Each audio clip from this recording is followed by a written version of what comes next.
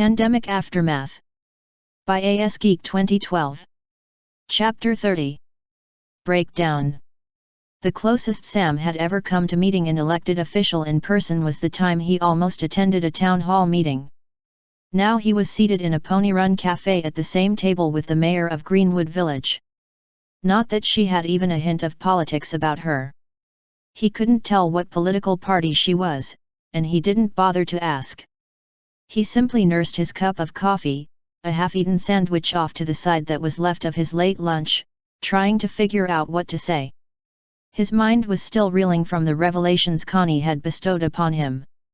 Connie broke the odd silence for him. "I'm sorry you had to hear all this, but I thought you should know." Sam simply nodded and took another sip as he looked around.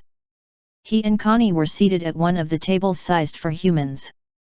Most of the others were built for ponies, and the place was packed with them. Normally this would mean a cacophony of incessant, bright conversation, but now it was more muted with a somber undertone. Sam had not intended to give vent to his emotions, especially not to an elected official, but he had no one else. Was I wrong to want Beverly to rehumanize? All I ever wanted was the best for her. I don't think it does any good to second-guess yourself now, said Connie. But if I hadn't badgered her, maybe she wouldn't have felt the need to be on the run. She would have trusted me more, and we wouldn't be in this situation. I have a feeling Fuller would have wanted her regardless of either your intentions or hers. Yes, but maybe I could have better protected her. She thought she was safe among ponies. I don't think she would have been any safer among humans, said Connie. Fuller would have found a way to get at her regardless of anything you could have done. Sam could have argued the point further, but it would have led to more self-recrimination. There's a lot you said you couldn't tell me. Connie laid her hand on a book she had on the table next to her, a purple tassel hanging from its bookmark. I have a contact who's close to what's going on. There's still some hope that things will be resolved. And Beverly will be freed. I can't say yet what will happen. She'll probably have to answer for something, but I doubt she truly committed a crime. Sam frowned. Other than being a fugitive. Any good lawyer will be able to claim mitigating circumstances and make it stick, said Connie. It's not what you should be worrying about now. If I had realized what Larry was doing sooner, I could have at least met with Beverly. Maybe I could have been there when the FBI came. And do what? You would have been swept up with the rest of them. Sam realized he was falling back into the same pattern he had just tried to avoid, but too many bad memories had been stirred up. Yes, but at least I would be there for her. Maybe they're right when they say the fruit doesn't fall far from the tree. Come again. My old man, Sam said in a lower voice. Didn't give a shit about his family. I feel like I've been that way towards Beverly. Maybe I wasn't trying to drink myself to death like my father was, but still. Blaming yourself is not going to get you anywhere, said Connie. To hear Beverly talk about you, you're nothing like your father. Sam wanted to believe that, but what had he done ever since hearing she had escaped from the internment camp? Granted, he had his own problems to deal with, like trying to find a job, but couldn't he have spared her at least a thought now and then? He dreaded meeting Eileen again. All she likely remembered was how he had refused to take her into the quarantined town. All she had wanted was to be reunited with her son, and he had abandoned her. What right did he have to claim that he actually cared for Beverly? Did you know that my daughter is a pony? Connie asked. Sam took a moment to pull himself from his introspection. No, I didn't. I did the same thing you are for a while. I blamed myself for not doing something sooner to prevent her full transformation. Well, what could you do? ETS didn't just stop because someone wished it. Yes, exactly, and I think the situation is the same for you concerning Beverly. Sam frowned. If I had bothered to keep in contact with her. I don't think it would have made a difference, said Connie as she reached into her pocket. Nothing you would have said to Beverly would have changed her mind. She raised a cell phone into view. Sorry, I have to take this. She lifted the phone to her face and turned away from Sam. Yes, Sheriff Dave, what's up? Sam sighed and stared into his coffee. Would he have offered Beverly a place to stay had he been able to contact her? He could barely support himself, let alone a sibling. From what Connie had told him about how she affected electronics, it was doubtful she would ever be able to go back to her old career, her pining for becoming fully pony notwithstanding. He frowned as his mind tried to drift back to ways of thinking he had forced himself to abandon. He couldn't go back to blaming ponies or even ETS itself for everything. Perhaps he finally had to give up his roots. There were jobs in America for his skill set, just not in Denver. Good to hear, Dave, even if it meant it helped Fuller's agents get what they wanted, said Connie. Sam raised his eyes to her. Are they canceling the rest of the school day? Connie asked into the phone. No, I haven't heard anything more other than Sandy Beach is safe with Heller's office. Yes, I was offered protection as well, but I still have a job to do and a daughter to care for. All right, talk to you later. She looked up, her phone still in her hand. Sorry about that. Mayor business. Sam guessed. Mostly. Fuller used the report of a gunman at my daughter's school to pull the police away from the building Beverly was in. I just heard the GVPD confirmed there's no threat, and they're lifting the lockdown of the school. I'm sure your daughter will be glad to hear that. Not half as glad as I am. I need to let my husband Frank know. Connie started a call. Hey, honey, it's me. They lifted the lockdown of Chrissy's school. No, actually, I'm closer, I can get her. It'll give me a chance to talk to the reporters that are likely there by now. Sorry you had to leave the office for nothing. Yes, I'll bring her straight home. Love you. Connie stood. I have to go. Do you want to come along? Sure, I guess, Sam said. Not like I have much else to do. I just thought you could use someone to talk to for a little while longer. Sam smiled weakly. Can I ask you something? Sure. Can you be my mayor instead? Connie laughed. I'll take that as a compliment. Thank you. Asterisk. Anthony sorely wished he had thought to bring his laptop with him, as doing research on his phone taxed his fingers and eyes. It also strained the battery, so much so that he had to plug his phone into one of the van's USB ports up front to recharge, much to Danton's annoyance. He had been spurred into action by Twilight's text detailing what Kelsey had told her, confirming his worst fears that the FBI agents surrounding him were all mentally compromised. His diligence paid off. He had expanded on the initial research that Jason had done concerning the list of names Tanya had provided. He had established dates when they were first at Midrock together, and when their duty logs became more highly classified at Fuller's order to hide what they were actually doing. Usually he did this kind of work when he could sit at his desk working quietly, not in a moving van that rumbled with highway noise and jostled at every bump in the road. Yet he felt he was under a time constraint. Every moment he let slip by was that much more time Fuller had to do what he wished with the prisoners. He pieced together a picture of Fuller as a man surrounding himself with people who answered only to him, possibly mentally conditioned to act that way. He found reports of misconduct by agents under Fuller's watch, many dismissed for lack of evidence. What few had managed to stick were mired in red tape, still awaiting a formal review that likely was never forthcoming. While he compiled his notes, he received some good news, a single word texted to him from a contact in Washington, paydirt. Anthony allowed himself a small smile. It meant that his DBA friends had finally backdoored into the Preak's database and found evidence of tampering. However, this was not quite as much of a victory as it could have been. There were two code phrases he could have received. Paydirt meant evidence of tampering, but Ryan's real records were irrevocably gone. Goldmine would have meant they had recovered the lost record. They still had to rely on more arcane methods of establishing Ryan's real identity. He soon received some outright bad news when his office contacted him. Agents bolted and eluded capture. Anthony frowned. Location? Unknown. We're looking. Submit emergency request with the director's office to pull their active status. Another thing, came the next response. Castle Rock office reported they were acting oddly.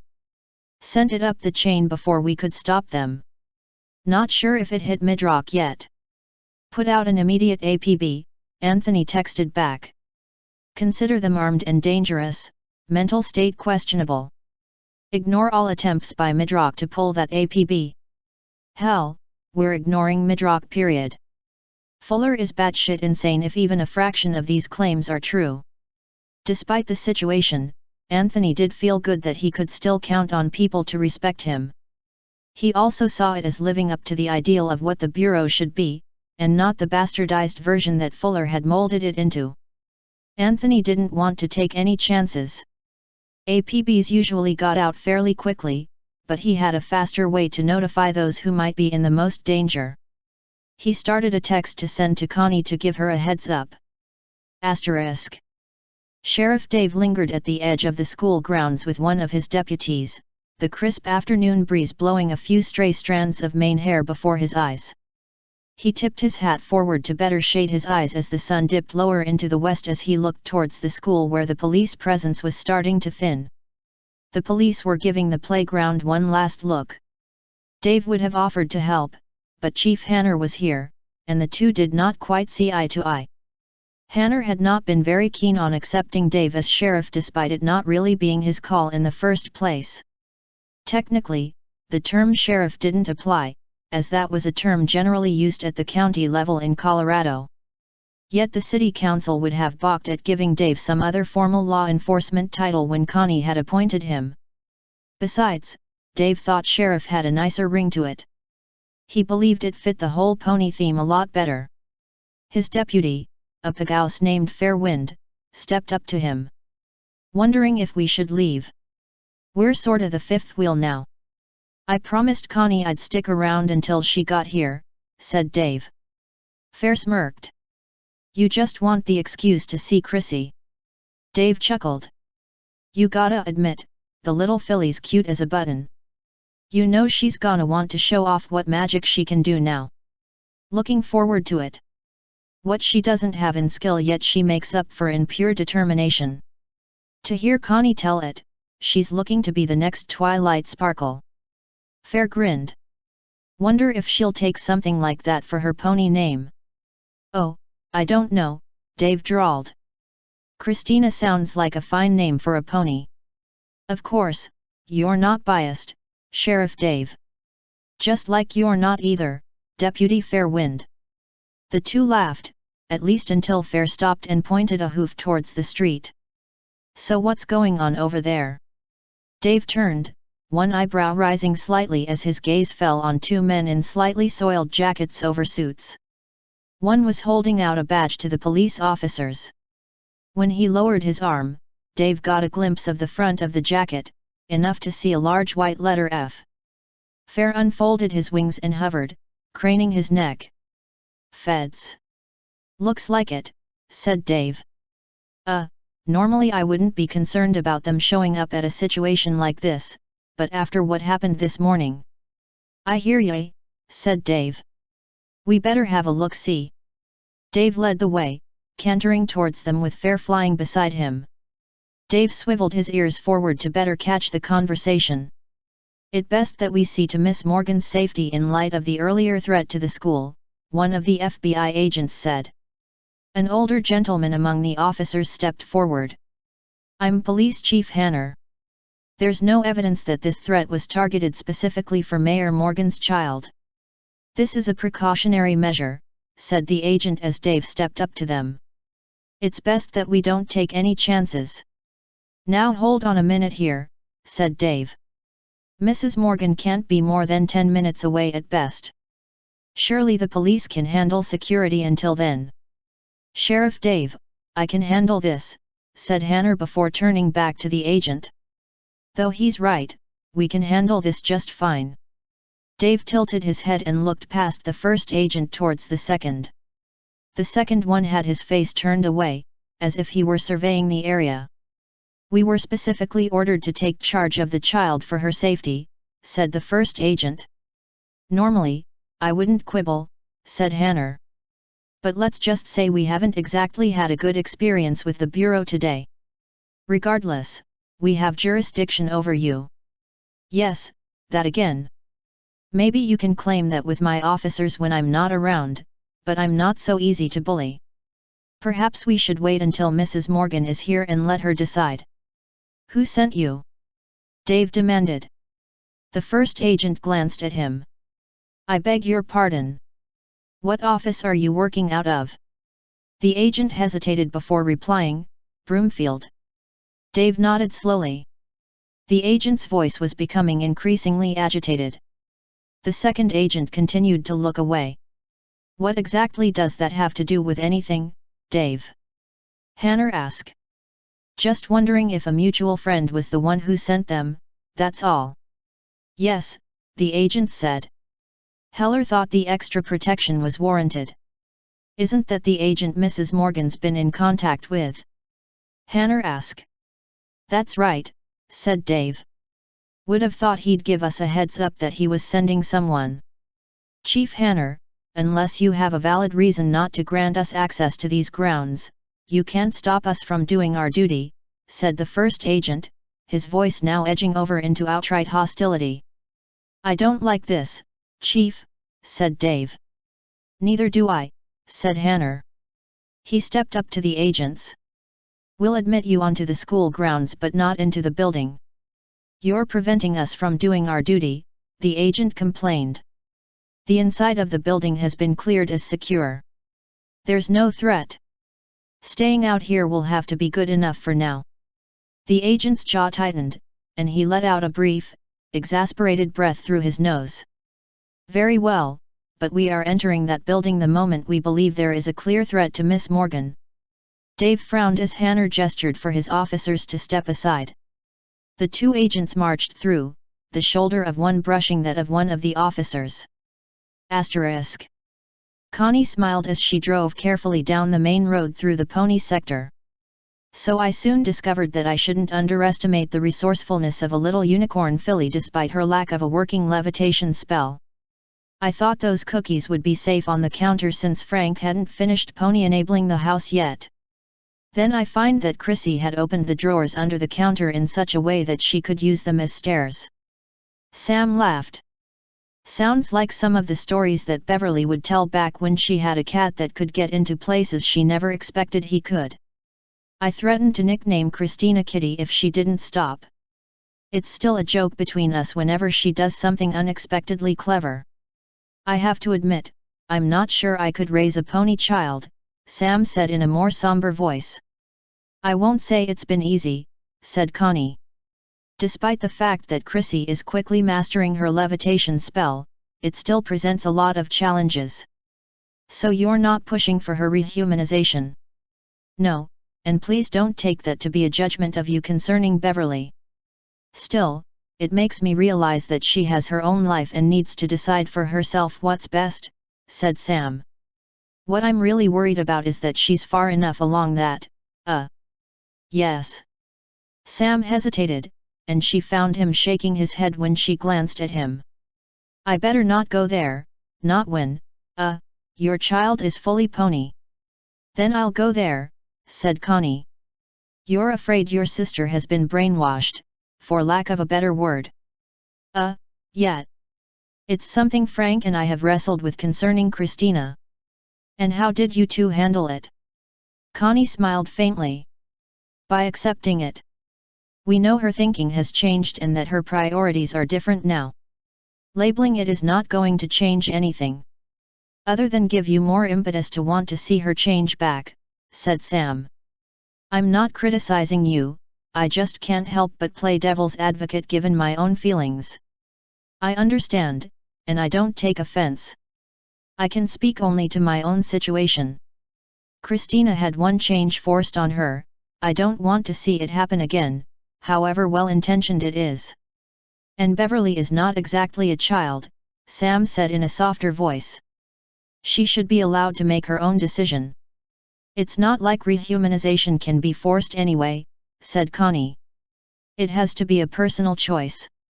But what choice does she have, really? No one is going to let her transform fully into a pony. Connie had not revealed her contact with Twilight to Sam, but Twilight was likely still bound by treaty obligations and could not offer any assistance. At the same time, there were no laws governing what a human did when they were on the other side of the portal. The Equestrian government had made it clear that any beings on their soil had to abide by Equestrian law, except, of course, for swearing any allegiance or loyalty to the diarchy. Things might change, Connie offered. Or some other alternative might present itself. Do you know of any? Sam asked. Connie considered her reply when her cell phone chimed. She took it out and found she had a text message from Anthony.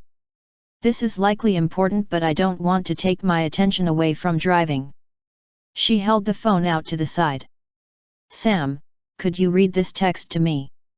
Sure, Sam said as she felt him take the phone from her hand. Tracking 2 rogue agents in your area. Have APB out but giving you heads up. Rogue agents? Connie wished she had not been driving so she could ask for more details. Were they Fuller's agents? What could they possibly want now? That's the whole message, said Sam. Please do me a favor, said Connie. Look through my contacts and find the one labeled Sheriff Dave. Forward him that text. Of course. Is something wrong? I sure hope not. Asterisk. Something about this is bothering me, Fair said softly to Dave as they watched the agents approach the building. Tell me about it, Dave said, frowning. This whole deal stinks. I didn't like how that other agent looked like he was trying not to have his face seen. I saw it, Hanner said. What about it? You didn't maybe recognize him or something? Asked Dave. Was I supposed to? He didn't look like anyone we know who's wanted by the law. Dave felt his phone vibrate. He raised his foreleg and glanced at the message. An eyebrow arched, and he looked towards the agents. Chief Hanner, you ever get a look at Sandy's video? I didn't have time before she was taken into protective custody, said Hanner. I have, said Fair. Fair, go do a flyby, said Dave. See if you can get a look at that other agent's face. Be casual about it. Fair already had his wings unfolded. You got it. Be right back. Hanner leaned closer to Dave as Fair flew off. What was that all about? A hunch, said Dave. One I'm hoping to be dead wrong about. Dave's gaze followed Fair as he winged his way over the heads of the 2 agents. He made a leisurely turn as he looked down, the agents glancing briefly at him. As soon as he was out of their sight, he rocketed back towards Dave and whispered urgently, that other agent is the guy from Sandy's video. Shit, Dave muttered. Are you sure? Hanner said just as his radio squawked. Chief Hanner, Code Red, crackled a voice over the radio loud enough to cross the grounds. APB came in on the wire. 2 rogue FBI agents to be considered armed and. The agents broke into a run towards the school entrance. Hanner whirled around and pointed. Stop them. Dave knew that the order was intended for Hanner's officers and not him, but he took off at full gallop anyway, knowing his earth pony nature gave him more speed than an average human. Several human officers were closer, however, and they tore after the agents, a few drawing their guns. The agents had reached one of the parked police cars in front of the building, and by the time anyone saw that they already had their guns out, they had jumped behind the car and pointed their weapons towards the approaching blue phalanx. Several sharp cracks heralded the agent's first volley, and the police scattered for cover. The first agent appeared to be purposely shooting high to avoid actually hitting anyone, but the other was taking more level aim. Dave heard an alarmed cry above and behind him followed by a sickening thud to the ground, but he couldn't take the time to look when the more aggressive agent leveled a shot towards an officer who was late in finding cover. Dave stopped in his tracks, reared on his hind legs, and brought his forehooves down in a burst of thunder. The ground reverberated with the strike, but only in a specific direction. The ground shook under the agent's feet as if a miniature earthquake had started under them. Behind them, the spreading shock wave ruptured a fire hydrant, water spewing out in a torrent. The agent's shot went awry, the gun pointed into the air instead of at the officer. Dave had hoped to capitalize on the moment, but he had taken no more than a few steps when the agent recovered and leveled the gun directly at him. Before he could respond, he was tackled hard just before the crack of the shot. He rolled into it, coming out of it back on his hooves. His rescuer was not quite as fortunate, flopping onto his belly with a loud huff of escaping air, bat-like wings splayed to either side. "Sorry, this is past your bedtime, Midnight," Dave drawled. Midnight Star groaned as he slowly rose to his hooves, the two of them standing behind a police car. He rubbed his head with a forehoof and winced. "Fuck, I swear, Earth ponies are goddamn bricks with legs. I appreciate the help. I had trouble sleeping anyway," Midnight explained. "Woke up around noon, decided to poke around to see what happened, had one of your deputies tell me all hell broke loose without me." Again. Dave looked past him and saw the other officers starting to move out from cover. "Hang on a minute." Chief Hanner stepped towards them, his radio held to his face. "Backup requested. Shots fired. One pony down. Possible hostage situation in progress." Dave looked towards where he had heard the crash. His heart lurched as he saw a limp fair wind, some blood pooled under him, several officers tending to him. "Took a shot to the wing," Hanner said. "Might have a broken foreleg from the fall." Dave's eyes lingered on his fallen deputy before he glanced at the building. "And I take it they got inside." "The hell?" Midnight said. "Those looked like feds to me." "They are. Rogue FBI agents. Jesus, I can't leave you folks alone for 2 minutes. I knew I should have stayed up and helped." Hanner frowned as he lowered his radio and pointed to Midnight. "I want you out of here, now." "What are you talking about?" Midnight said. "You just said those bastards are in there with the foals. You think I'm just going to fly away from this one? You will if you know what's good for you. Last thing I need is for you going off half-cocked making the situation worse." Midnight peered at the man. "Oh, yeah, you're Hanner. Heard you were a wee bit of a pony phobe." "That's enough," said Dave. "Chief Hanner, normally I would agree with you, but Midnight here is very good at getting around without being noticed. I think he might be an asset here." "Thank you," Midnight said. Dave turned towards him. "Make no mistake about this, you take orders from us. You don't go off on your own." "Right, I got it. Just so long as I can do something." "Dave, this pony is not even on your force, let alone mine," Hanner protested. "Then I'll fix that right now," said Dave. "Midnight, I hereby deputize you." Midnight blinked, then broke into a wide smile. "And don't let that title go to your head.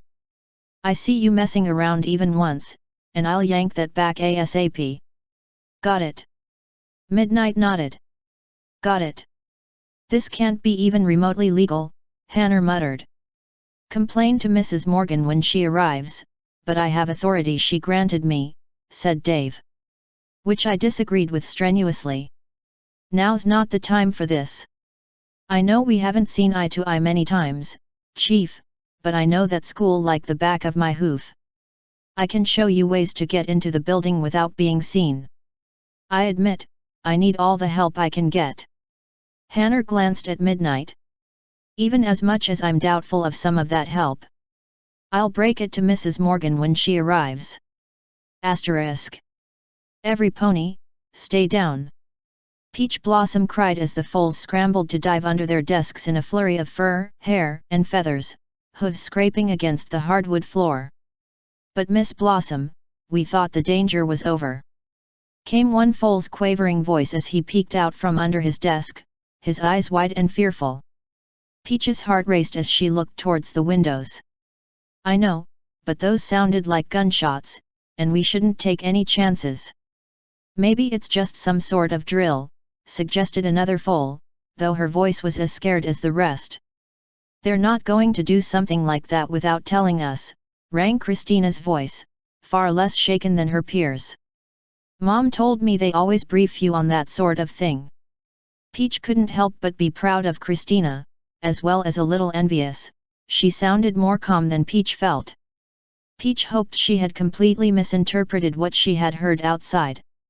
She would have thought it perhaps some other noise coming from a further distance, but not when it was accompanied by shouts that could have come only from the immediate vicinity. She flinched when she heard a noise from her desk, letting out a relieved sigh when she realized it was her cell phone vibrating. She stepped behind her desk and saw she had a text message from Sheriff Dave, 2 rogue FBI agents inside building. Armed and dangerous. Keep the foals safe. Peach's heart sank. She had hoped never to truly be in this situation. They had had their fair share of scares, the worst being a drunk human shouting epithets from the schoolyard. He had been unarmed, and the police had easily taken him into custody. Peach heard a soft knock at the door and saw the face of fellow faculty member Ember Wave hovering in the window, gesturing urgently. Peach stepped up to the door and opened it. The gold-yellow Pegasus wings hummed slightly as she hovered. Peach, there's 2 humans in the building. They look like FBI agents, but something is really wrong about them. And those noises from outside. They're not to be trusted, Amber, said Peach. What did you see? I saw them enter one of the classrooms, stay for a few moments, then head out and go to the next one. They're not hurting any pony. Not so far. They seem to be looking for something. Or some pony. But who? Ember's pupils shrank as she realized the answer to her own question. She leaned in close and whispered, Christina Morgan. Peach simply nodded. Amber swallowed hard. If they keep going from classroom to classroom, they're going to be here in minutes. Peach took a deep breath and let it go as a ragged sigh. Amber, stay here and watch the foals. I'll deal with them. Peach began to step out of the classroom, but Amber placed a forehoof on her chest. Peach, you can't. I have to. Peach said in an urgent whisper. Principal Kelly is out with a cold, and I'm acting principal whenever he's not here. Just what are you going to do? Find out if they really are after Christina, said Peach. And if so, lead them anywhere but here. Asterisk. Connie tried not to panic as Chief Hanner apprised her of the situation. She instead forced herself to remain calm as she nodded and asked, Do we have any idea what the motivations of these men are? It might help us understand exactly what they're after. We can only speculate at this point, ma'am, said Hanner. Considering that these 2 were fully authorized FBI agents as recently as this morning, it's anybody's guess. I don't think so, Chief, said Dave. They were part of Fuller's operation. They were the ones who tried to chase down Heller. They were? Connie asked. Hanner, why didn't you mention that? I don't have any proof, Mrs. Morgan, said Hanner. Only that a pony recognized one of the agents from the video that I haven't seen myself. But it could mean that whatever they're doing here, it factors into Fuller's scheme. Regardless, it doesn't change the fact that we have a delicate and difficult situation. But it means they could be after me personally, said Connie. Which means they may try to use my daughter to get at me. If I offered to go inside and meet with. Absolutely not, Hanner said. I don't like the idea any more than he does, ma'am, said Dave. But if, Connie stopped when her cell phone buzzed. Hang on, I have to read this, it's from Agent Heller. Connie turned away. She briefly glanced over the top edge of her phone and at the concerned face of Sam as he stood a short distance away, close enough likely to have overheard the conversation. The agents received orders concerning you, the text read. They are possibly mentally unstable due to mind magic. Lay low until they're apprehended. Connie whirled around to face the others, brandishing her phone. Here's your proof of what they really want. Hanner and Dave leaned in to read. Hanner frowned as he drew back. We may have to consider shoot to kill concerning these perps. I don't want it to come down to that, Dave said. If these two men really are in cahoots with Fuller, this is a chance we can get some evidence against him. We can't jeopardize the lives of those children. Dave nodded. Agreed. But if they are whacked in the head, they need a shrink, not a jail. We don't have that luxury, said Hanner. We're not going to take them down with friendship and rainbows. Sheriff, you said you wanted to help find a way of getting us inside. I still do. Then let's focus on that. Mrs. Morgan, we'll do everything we can to protect the lives of everyone in there, your daughter included. Thank you, Chief Hanner, said Connie. That's all I can ask for. As both Hanner and Dave stepped away, Sam approached her. I'm really sorry about this. I know that sounds trite, but... Connie gave him a warm smile. It's never easy to come up with what to say to someone in a situation like this. I do want to say that I admire you for taking this so calmly. Connie accepted the compliment at face value. The truth was, she was just very good at hiding how scared she was. Asterisk. Peach Blossom's heart skipped a beat when she turned a corner and saw the two humans. Despite their apparent calm demeanor, the one furthest from her had his gun out and was constantly glancing back the way they had come. She briefly held her breath when the one in the lead spotted her. She forced herself to breathe slowly and steadily, putting on her best smile as she trotted forward.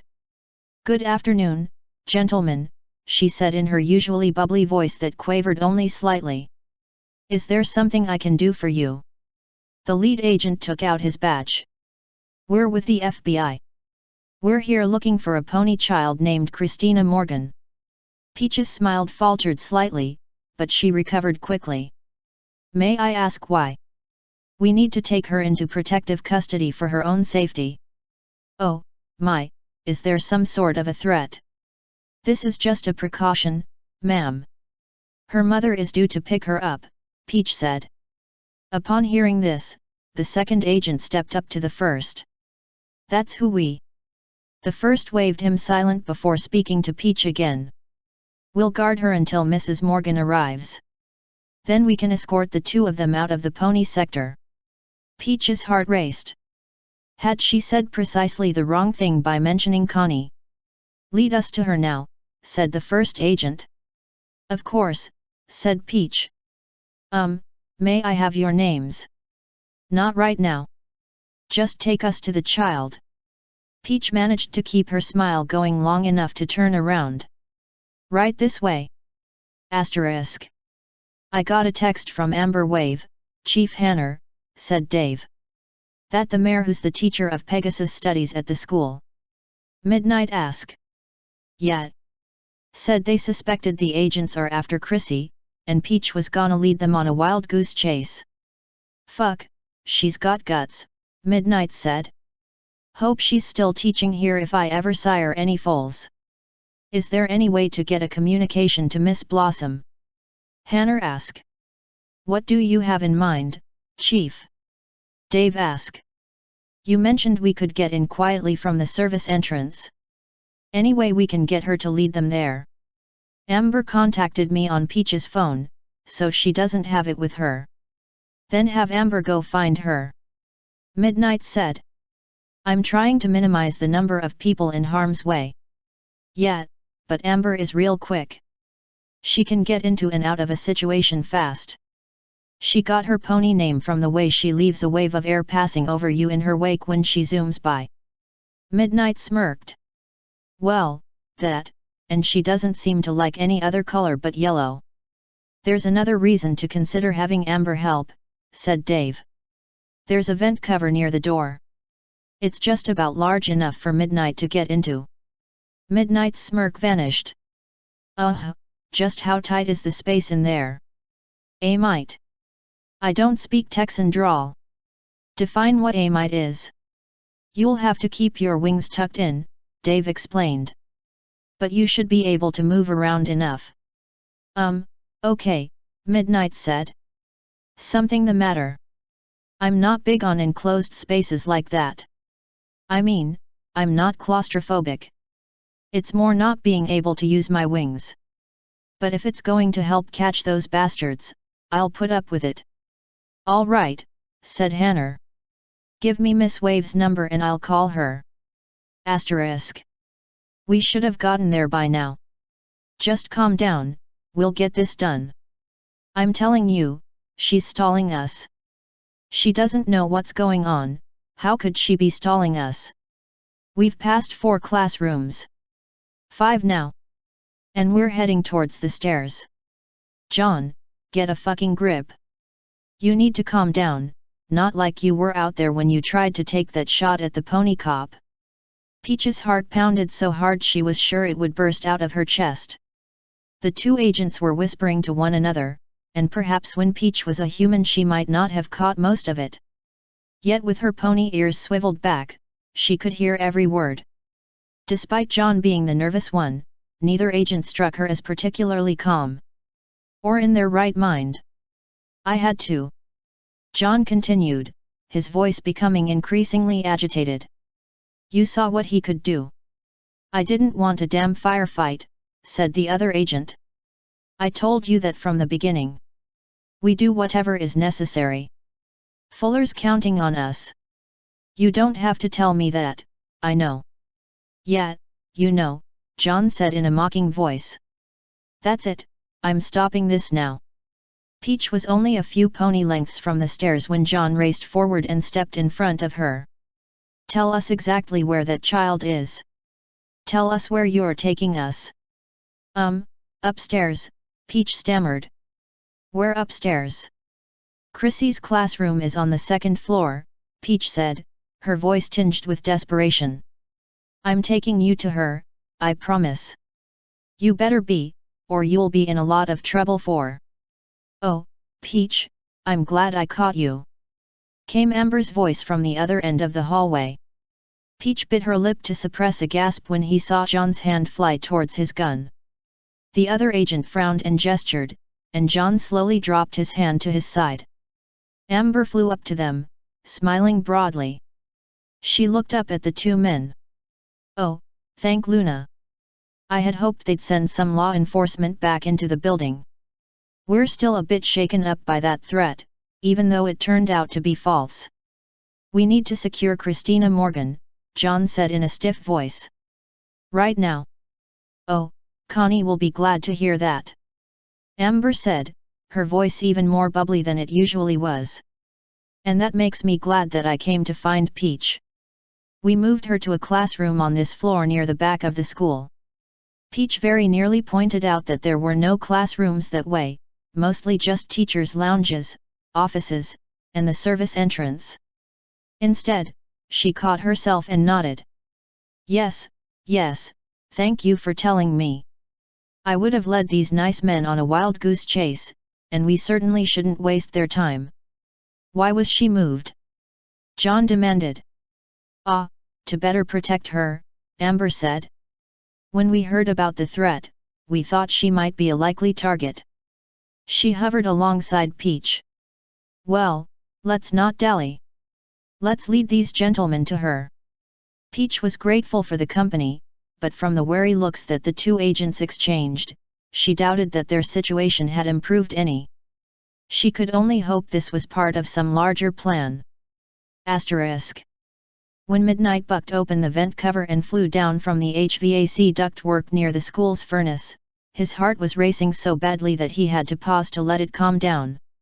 He had only half lied when he had told Dave he didn't have claustrophobia. He had it as a human and had never put it to a test as a pony. He intended to never put it to that test ever again. Midnight, you there? Came Dave's drawl over his headset. Yeah, gimme a minute, Midnight said in a winded voice. Hanner's folks are setting up in the service area. They need you to be their eyes and ears. Yeah, I got that. Hang on. He took to the air, his wings barely making a sound, only the displaced air under them causing some discarded rags to ruffle slightly. His ears swiveled forward as he slowly ascended the stairs. He placed an ear to the door, heard nothing but silence, and carefully let himself into the hall. No sooner had he closed the door did he hear the distant sound of hoofsteps. He glanced down the hall towards the back of the school. It took a turn to the right before heading to the service area. He wasn't sure how close those agents could be lured, as it was quite obvious there were no more classrooms. "I hear them coming," Midnight whispered in a barely audible voice. "Find some cover," Dave said. Midnight was already looking, and he spotted a storage room a short distance away, though in the direction of the approaching hooves. He could tell now they were about to step into view from another corridor. He didn't have more than seconds. He raced towards the door, relieved to see that the original lock had been removed and a simple latch mechanism installed that was easier for pony hooves to manipulate. For once he was grateful for the pony tendency not to lock every single door just for the sake of locking it. He opened the door and ducked inside. The darkness that greeted him when he closed the door was welcome and eased the headache he was developing from eye strain despite the sunglasses. He took them off so his night vision would not be impeded. "Look, just where are you taking us?" Midnight heard one of the agents say in a hostile voice. "To Christina, like you wanted me to," he heard Peach's voice reply. "Fuck," Midnight whispered. "Just confirmed, they're after Chrissy. There's no classrooms down here, you stupid pony." "Calm down," the other agent said. "You keep saying that, and I'm getting tired of it." They were still getting closer, but Midnight doubted it would not be for long. "They're not buying it," Midnight whispered. "Where are they?" Dave asked. "Maybe 40 feet from the bend. Hallway's kinda tight." "Who's with them?" "Peach Blossom." "Gentlemen, please, we're almost there," came another female voice. "And another mare," said Midnight. He sniffed and detected a whiff of oil sometimes used when preening Pegasus feathers. "A Pegasus? Likely Amber Wave." Midnight heard a scramble of feet, and the hoof steps stopped just outside the storage room door. He heard a gasp, maybe from Peach, then the voice of the more agitated agent. "Stop this shit right now. You have 5 seconds to tell us exactly where she is." He heard a whimper. He risked a glance through the hole where the lock had been. He saw a terrified Peach and a gun aimed right for her head. "Please, it's just a little further," Amber started. 4, the agent said. "John, wait," the other agent said. 3. Peach whimpered. "Guys, it's now or never," Midnight said. 2. Peach broke down into tears. The agent's declaration of one was drowned out by a burst of activity further down the hall. The agent whipped his gun in that direction just as a burst of loud voices made Midnight's sensitive ears wing. "Freeze, police! Drop the guns! Drop the guns now!" They didn't. Midnight cringed when the first shots and screams rang out in the hallway. Asterisk. Despite all hell breaking loose around her, Peach felt as if time had simply stopped. She still could see the gun pointed at her, despite it having swung away. She felt something splash against her face and fur. She wiped her face with a hoof, and it came back stained with blood. Only then was she aware of the limp mass of yellow feather, fur, and hair lying motionless on the floor. Peach was so utterly shocked, it seemed like she was caught in a single moment that would not stop. She was only vaguely aware of a man falling to the floor, or of the shouts of humans and ponies. Only when more shots sent plaster exploding from the walls did she finally bolt. She galloped blindly, doors blurring past her. She wanted to cry for her friend, but her retreat left her no energy to spare. The shouts and noise faded into the distance behind her. A set of running human feet did not. Peach forced herself to become aware of her surroundings, and she turned down a corridor of empty classrooms. As scared as she was for herself, she had to think of the foals. She managed to keep ahead of the running feet, but she couldn't keep on forever. She finally stopped at the door to one of the classrooms and ducked inside. She hid under the teacher's desk, rolling herself up to be as small as possible. She tried to keep quiet, but she was panting from the exertion and anxiety, and her heart would not stop hammering. When she heard the feet slow and step more cautiously, she tried to force her breath to a more sedate rhythm with little success. The feet stopped outside the classroom, and Peach's breathing became the loudest thing in the universe. The door opened, and she bit her lip to suppress a whimper when she recognized the shoes of the man who entered. It comforted her very little when she saw it was not John but the other, less agitated agent. The man closed the door behind him. "I know you're in here." Peach swallowed, trembling hard. "Come out now," the man said in a maddeningly calm voice. "I'm not going to hurt you." Peach's stomach suddenly twisted as she picked up the scent of fresh human blood. Some drops of it laid on the floor where the agent had entered. "You need to come out," said the agent. "Don't make me do this the hard way, please."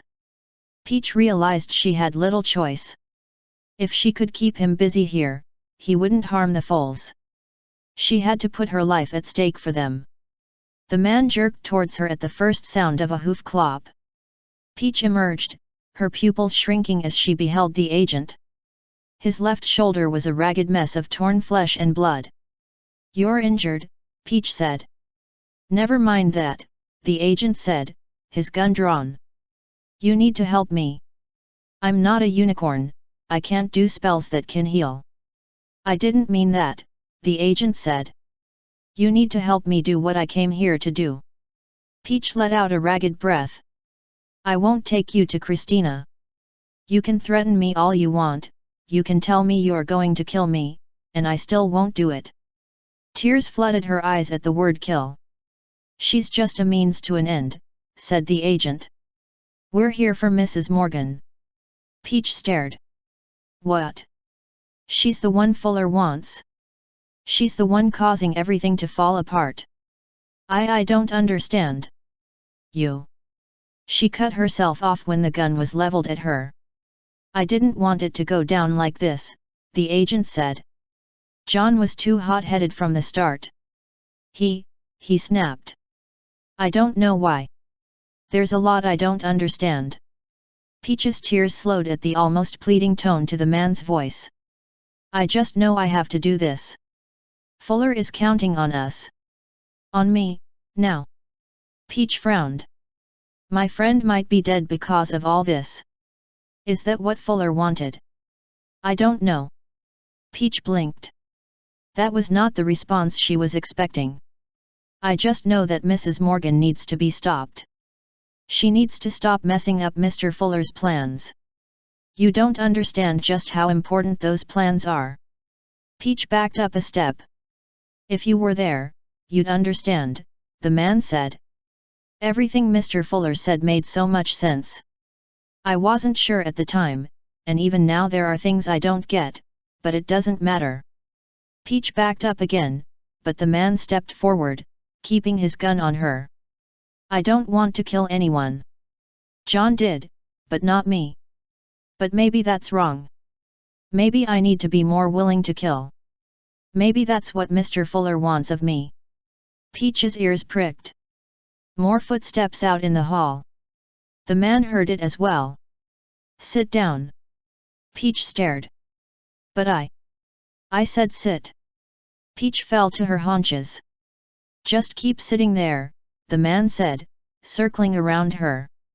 Peach heard a door fly open just down the hall, then another. The police were searching room to room. The man crouched beside her. Peach whimpered when she felt the gun barrel pressed to her head just under her left ear. The door flew open. 2 police officers stepped inside, guns drawn. The moment they saw the situation, they lifted their guns. "Come on, don't do this," said one of the officers. "Lower your weapon, and let's get that shoulder of yours treated." "Not until I get what I want," the man said. "What do you want?" "Constance Morgan." The 2 officers exchanged a look. "Please bring her to me," the man said. "And this little pony will live." For the first time in a long while, Midnight wanted to cry. Paramedics had already taken away both the human and Amber. The human had already been pronounced dead, and it had not looked good for the Pegasus. As far as Midnight could tell, Amber had been shot when she had tried to fly in the face of one of the agents to prevent him from taking a shot at the officers. Dave laid a forehoof on his shoulder. "I'm sorry, Midnight. It's not like I really knew her all that well," Midnight protested. Shit, maybe if I had come out of that closet and bucked that asshole's face in. Then they'd be carrying you out on a stretcher as well. Better me than her." "Stop it," said Dave. "It's never better who dies in a situation like this." "And how the fuck would you know?" Midnight snapped. Dave looked uncertain for a moment. "I know I haven't talked much about my background. Yet, you keep secrets better than some night ponies." "I was a cop," said Dave. "In the Dallas-Fort Worth area." Midnight nodded. "Yet, figured from your voice you were from Texas." "My partner and an innocent bystander were killed right in front of me." Midnight blinked. "Really? And now you just witnessed?" "Jesus Christ, dude, I'm sorry." "Not half as much as I was at the time," said Dave. "Thought it was my fault.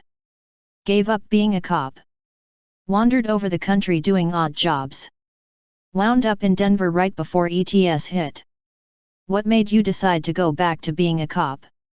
"Because I thought of this as a way to be a cop without being a cop," said Dave. "What kind of trouble would I see in a community of friendly ponies?" Midnight frowned. "It took humans to mess things up." Dave shook his head. "Don't go there. That's not right, and you know it. I saw plenty of problems without the need for humans stirring the pot. I'm looking at one of them right now. Or have you forgotten how many times I called you out for your aggressive behavior?" "I've done better since then," Midnight said. "Yes, you have," Dave said in a soft voice. "I have to thank you for that." Why?" "Because it showed I made a difference. I didn't get that sense back in Dallas." "That's all I ever want to do, too," Midnight said. "I want to make a difference. That's why I hate it when things like this happen." Before Dave could respond, Chief Hanner stepped up to them.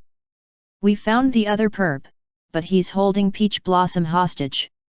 She managed to lead him away from the occupied classrooms, so we're evacuating the rest of the school." Midnight flared his wings. "Damn it, I don't want to see another pony die." "What does he want?" Dave asked. "He wants Mrs. Morgan. He claims he's supposed to arrest her." "Sounds like the dude has some screws loose," said Midnight. "It's obvious the man is mentally unstable," said Hanner. "We're calling in some backup. We need a hostage negotiation team in here now." "Chief, Sheriff Dave was filling me in earlier on some of the stuff that's been going down," Midnight said. "If this guy's been affected by mind magic that's gone screwy, especially anything resembling night pony mind magic, negotiation is not gonna work." "What would you have us do?" Hanner said. "You need to psyche him out somehow. Make him think he'll get what he wants. The only thing that will satisfy him will be Mrs. Morgan herself. Then float that idea with her." Hanner frowned. "You cannot be serious." Dave arched an eyebrow. "Midnight, you've come up with some harebrained schemes before, but this takes the cake." Midnight raised his forehooves. "Look, mind magic is not like ordinary brainwashing. You don't give him what he wants, Peach is as good as dead." Hanner let out a sigh through his nose. "I'll explain the situation to Mrs. Morgan, but I'll recommend she doesn't even consider doing this." Connie knew that as the situation wore on, it would capture the interest of a news media already on alert that something interesting would be happening this day. She had managed to remain out of the limelight for the time being, but when she saw reporters from CNN show up, she realized this was becoming far bigger news than anyone had realized. She decided this was as good a time as any to put another wrinkle in Fuller's plans. As soon as she left the police perimeter, a local reporter spotted her and pointed, and soon he and others were running over to her. The CNN group soon followed. "Mrs. Morgan!" cried the reporter in the lead. "Mrs. Morgan, would you care to comment on this incident?" "Mrs. Morgan, is it true that the report of a gunman at the school was thought to be a hoax at first?" shouted another. "Mrs. Morgan, there was a report that the FBI was doing covert activities in this area earlier today. Do you know anything about it?" "Mrs. Morgan, does any of this have to do with the reports of the fugitive partial?" Connie held up her hands. "Please, I don't have time for questions right now. Let me make a statement, and I will hold a press conference later once I know more about the situation." By then, several camera operators had arrived, and all eyes were on her. Connie lowered her hands. She had to be careful what she said. She couldn't say anything that in any way would jeopardize a potential case against Fuller. "My office is involved in a very sensitive matter. We're working closely with local and federal law enforcement into investigating potentially illegal procedures in an incident of magic use that may be related to Village Center." "Procedures by whom, Mrs. Morgan?" a reporter said. "Pony or human magic, Mrs. Morgan?" asked another. "Is the situation at the school related to it as well, Mrs. Morgan?" asked a third. "Please, as I said, no questions," said Connie. "That's really all I have right now." "Mrs. Morgan, wait!" another voice cried, and a unicorn mare wove her way around the sea of human legs, a hat on her head identifying her as from the Denver Pony Chronicle. "What about rumors circulating in the pony community that there's a video showing law enforcement jeopardizing the public safety?" Wow, that got around fast, Connie thought. "I'm afraid I cannot comment on an ongoing investigation, including any evidence that may be involved." "So you're saying there is an investigation and that there is evidence of improper conduct?" "I'm sorry, but I can't comment further. Thank you for your patience." They continued shouting questions at her as she approached the perimeter again, where Chief Hanner was waiting for her. "Ma'am, we have a new situation. I saw some paramedics going around the back of the building," said Connie. "Then I saw the foals were being evacuated. We had some shots fired, and now we have a hostage situation." "Who's being held?" "Peach Blossom." Connie's eyes widened. "Christina's teacher. Christina is accounted for. Peach kept the perps far from her and the other foals. Is there anything I can do?" Connie had not expected there was, but she felt obliged to ask the question. She was thus surprised at his answer. "Well, ma'am, that depends." Peach had managed to quell her panic. It helped that the barrel of the gun was no longer pressed to her head. The man's breathing had become more labored, and she was actually concerned for him. Yet she didn't dare move her head even to look at him for fear it would be taken the wrong way. "You've lost a lot of blood," one of the police officers at the door said. "I'm fine," said the man in a weaker voice than earlier. "You're looking rather pale. I can hold out. And if you can't?" Peach flinched when she felt the gun barrel poke her head briefly. "Then she may have to go down with me if that happens." Peach had hoped that the man would simply fade away enough to no longer be a threat. As much as she could not wish ill of anyone, she didn't want to die, not when she finally had her life the way she wanted it. Like a lot of her fellow ponies, she felt that the transformation was the best thing that had ever happened to her. She tried not to let her thoughts drift towards Amber. The Pegasus had only just the other day told her how much she enjoyed what she was doing, that she faced each day with an enthusiasm she had never experienced before. Peach's ears swiveled as she heard voices in the hall. Her eyes widened when one of them sounded like Connie. She couldn't have possibly agreed to this man's demands. Yet now Connie herself appeared at the door, and all Peach could do was stare. Connie gave her a sympathetic look before turning her attention towards the injured agent. "I'm told you were looking for me," she said in a voice exuding a sense of calm that astounded Peach. "Are you Constance Morgan?" The agent asked. Yes, I am. Prove it. Throw your driver's license on the floor. Connie reached into her pocket and pulled out her wallet. She tugged out her ID card and tossed it before the man. The man kept his eyes trained on Connie and the police, his gun on Peach, as he reached for the ID. He glanced at it and nodded. All right. He stood and pointed the gun at Connie instead. Peach, you can go. Peach was so stunned by this turn of events that she remained in place, at least until a police officer stepped forward and gestured urgently at her. As if thinking this was a trick, Peach stood only slowly and trotted towards the door. Only once she was past the threshold did she take off into a gallop. Peach wove around the human officers who cautioned her to slow down. She stopped only when she saw another pony, barely taking the time to recognize who it was before throwing her forelegs around them in a tight, trembling hug. She felt both forelegs and wings close around her. Hey, Peach, it's all right, she heard Midnight Star say. You're safe now. Peach swallowed and closed her eyes, still trembling.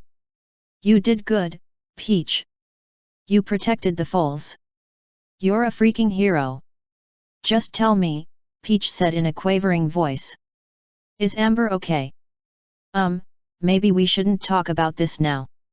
Peach drew back from the embrace, her eyes glistening.